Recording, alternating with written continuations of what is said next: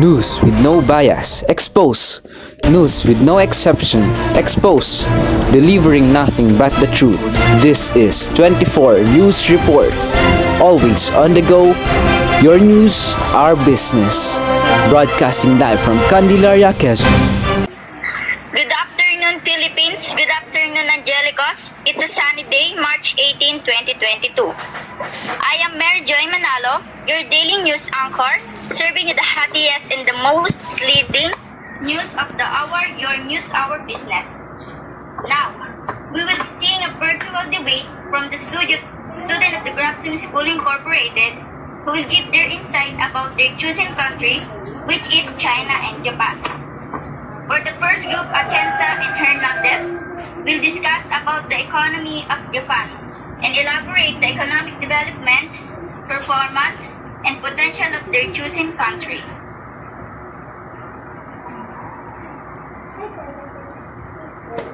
A pleasant afternoon once again. So we are the first group to present about the economy of Japan. So I am Henry C. Hernandez and I'm with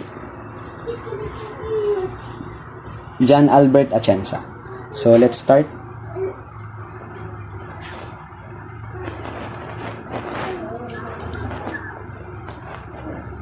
Japan. Japan is an island country in East Asia. It is situated in the northwest Pacific Ocean and is bordered on the west by the Sea of Japan, while extending from the Sea of Okhotsk in the north toward the East China Sea and Taiwan in the south. So Japan is an island that can be found in East Asia. Japan's main source of economy. So what is the main source of economy of the country, which is Japan? So the largest industry are the agriculture and fishing, manufacturing, and tourism, among others. Japan's GDP per sector is as follows. The services, which is 71.4%, industry 27.5%, and the agriculture is 1.2%. Next. Why Japan is so advanced? So what is the main reason why Japan is very advanced when it comes to their technology and different materials or equipment that they use? The source of Japan's technological advancement is undoubtedly from the youth of Japan. Statistics shows that among 34 OECD countries, Japanese students' performance levels rank second in mathematics and first in science. Japan economy is a highly developed free market economy. It is often ranked among the world's most innovative countries, leading several measures of global patent filings. Next. Here are the economic indicators of Japan.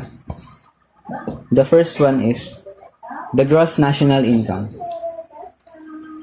In 2020, the gross national income or GNI in Japan amounted to around 552.3 trillion Japanese yen. In 2020, GNI per capita for Japan was $40,770.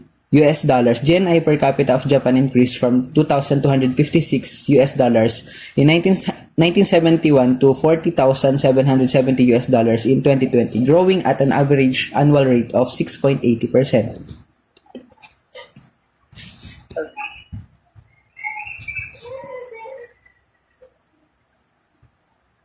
GDP or yung gross domestic product.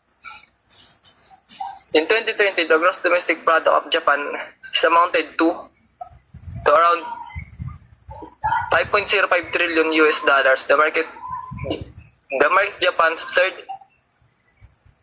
in the world GDP ranking.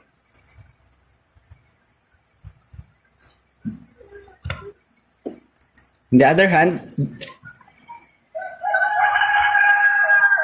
the gross domestic product of Japan was reported at $287.261 BN in December 2021. These records had increased from the previous number of $1,243.842 BN for September 2021. Thank you. Next, the second group, which includes Sherilyn CUASAY and Jean-Marc HAPEN, will discuss about the economy of China.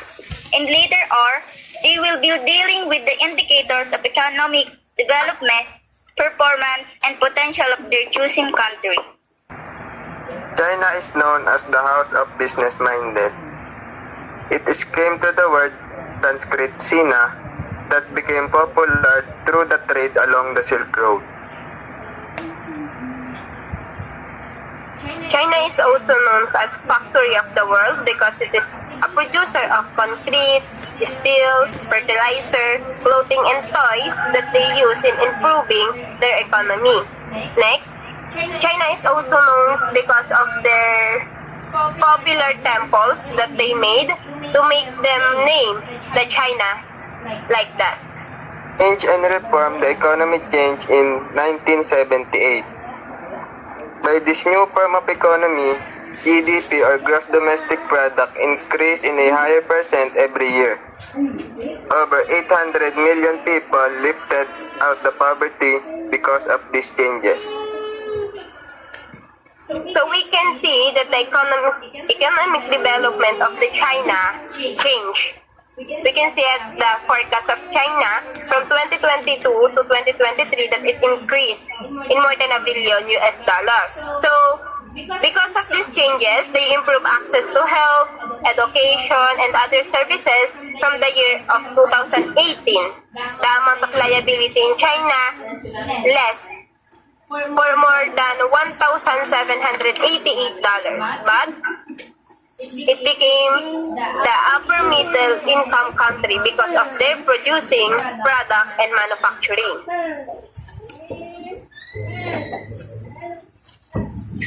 China improves their economy through trade, investment, and ideas. China focuses on the growth of economy in terms through the way of labors, investment, and the other producing of new products.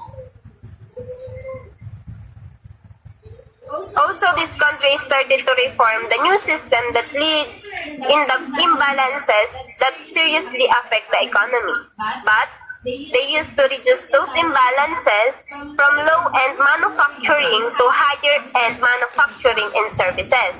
That means that they also continue to invest in some drivers of growth while addressing the social and environmental legacies of China.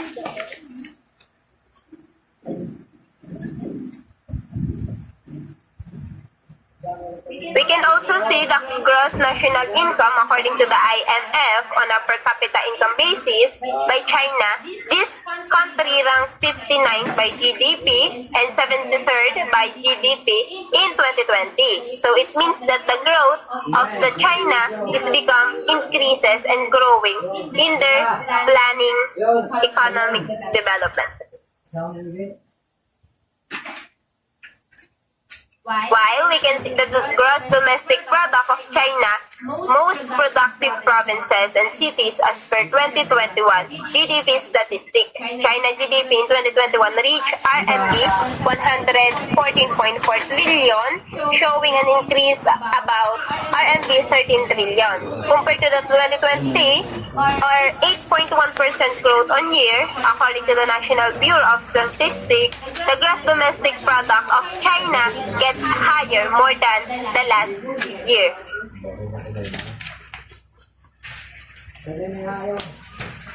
Well, when we are going to talk about gross national product, China gross national product was reported 17,574,240 US$ in December 2021. Come to think that in the last year, they improved and grow the economic development, while this December 2021, it increases more than the last year.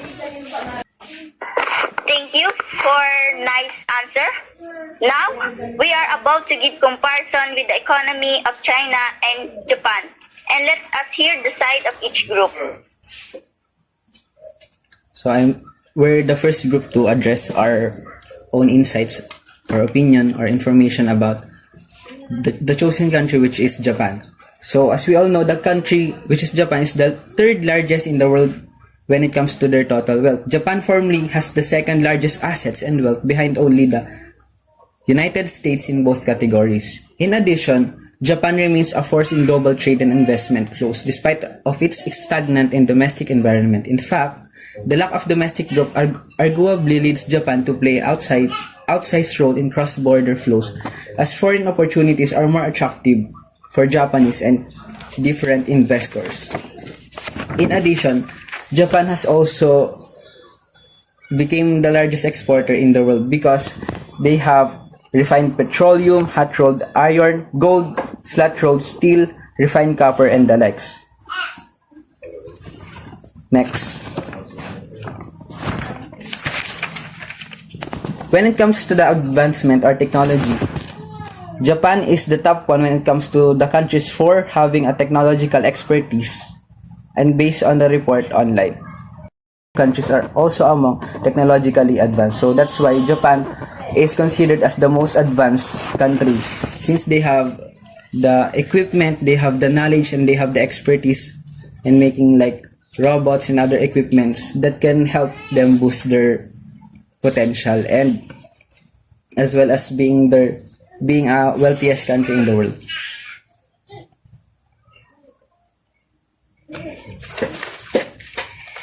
Thank you. How about the China? Yes, thank you for the first group. While the China, we experience and we observe that the manufacturing of the both country is their instrument to have an evolving economy in a way that they can produce and they can improve their products to have a more income for their country. Also, I jot down this that both country, both ranked in world in terms of economy development. Also, the GDP both increases in a fastest way. So we can see on the first report that we can have a comparison about their GDP, and we can also observe that the GDP of the both country increases more than they expected. When it comes to the potential of our country, which is Japan, Japan is considered as the best country one of the best country in the world because Japan's architectures, art, traditions, crafts are highly appreciated and spectacular. Also, it's worldwide known for pop culture and the likes. It's something that definitely only Japan can offer. No other countries can contain the same characteristics. In addition, Japan is one of the largest and most developed economy in the world. The reason is that it has a well-educated industries, workforce, and its large affluent population make it one of the world's biggest consumer market. We are going to talk about the potential of China. Mr. Hapen discussed earlier that they change or reform the system that they use. So it is their advantage that they have the courage to change the system that didn't work to have an economic growth. First, we need to set aside those afraidness to have changes in the system that didn't work. Why? Because it is also advantage of China that they have a manufacturing and laborer that they can use to have an economic growth. Also, we can see or we can hear the discussion of Mr. Hapen that he says that the growth or economic growth of China improved by the GDP. So it is possible that when the China have a changes, it is their potential to have a economic growth in the next year. We can also see the forecast of the GDP that we can see in the presentation of China for their economy.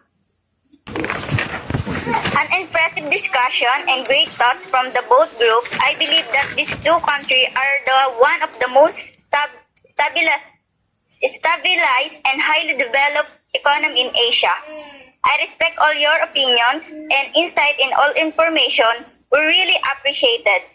Now, we are about to end this discussion. Thank you for your time and participation.